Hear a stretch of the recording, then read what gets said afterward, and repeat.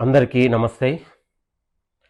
ఇది విద్యార్థుల విజయంగా యువత తలుసుకుంటే ఈ దేశాన్ని మార్చొచ్చు అని సంకేతం ఇచ్చినటువంటి సందర్భంలో యువత పోరాటానికి తలొగ్గి కేంద్ర విద్యాశాఖ మంత్రి ధర్మేంద్ర ప్రధాన్ రాజీనామా చేయడం అనేది ఇది విద్యార్థుల విజయంగా భావిస్తా ఉన్నాం.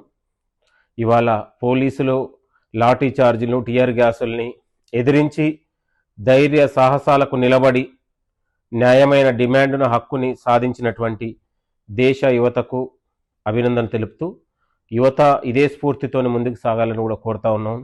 యువతరమా నవతరమా ఇదే అదను కదిలి రమ్మ అన్నటువంటి స్ఫూర్తిని తీసుకొని దేశ యువత కదిలి వచ్చింది.